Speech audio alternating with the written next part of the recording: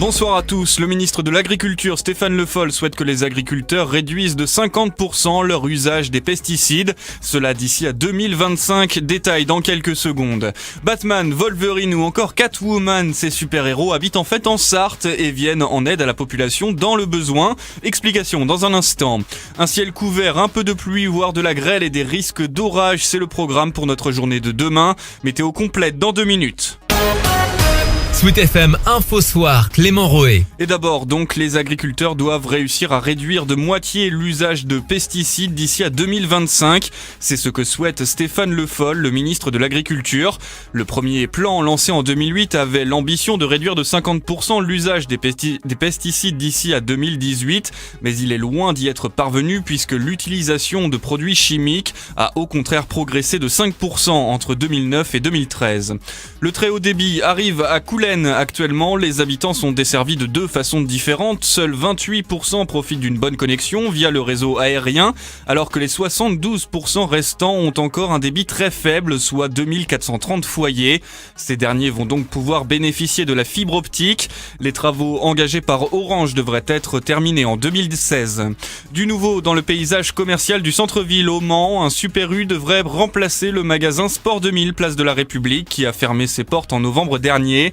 Le responsable de l'U-Express de l'avenue de Gaulle a présenté un dossier pour la création d'un 2e point de vente validé par le tribunal de commerce.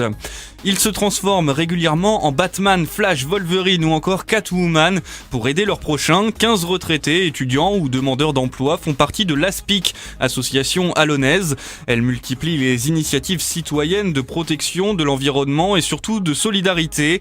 La tâche est difficile, mais il ne se décourage pas. Son président fondateur, Gilles Devigne, alias Batman, est un ancien délégué du personnel de RDF.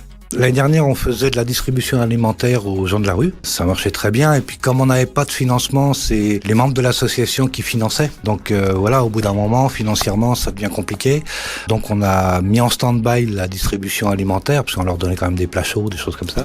Pour cette année, on a fait nos premières demandes de subventions, donc on va bien voir. Souvent, on fait des appels. On est toujours en recherche de dons, alors financiers, alimentaires, vestimentaires. Alors vestimentaires, ça va, on a assez facilement. Électroménager, mobilier, parce qu'il y a des gens qui arrivent à trouver un appartement, mais ils ont rien, ils peuvent pas meubler, donc on essaie de les aider comme ça en récupérant des choses en bon état, quoi. Et pour les rejoindre, il suffit d'avoir plus de 16 ans. La seule cotisation est de se confectionner ou d'investir dans un costume. Idée sortie pour terminer ce vendredi soir. Les Mayennais d'Archimède en concert au Mans à l'Oasis. Les Dandies, groupe manceau qui vient de se reformer, assurera la première partie. C'est à 20h, c'est gratuit pour les abonnés de l'Oasis et 15 € pour les autres. Le temps pour demain, franchement pas terrible. Il faut s'attendre à un ciel couvert et un peu de pluie dans la matinée. Ça ne s'arrangera pas vraiment dans l'après-midi. Au contraire, des averses de grêle sont prévues ainsi que des orages ici et là. Du côté des températures, la minimale sera de 1 degré et il fera 4 au meilleur de la journée à Saint-Calais, Mamers et Conly, 5 à La Ferté-Bernard et Sablé-sur-Sarthe et 6 sur l'agglomération Mancel.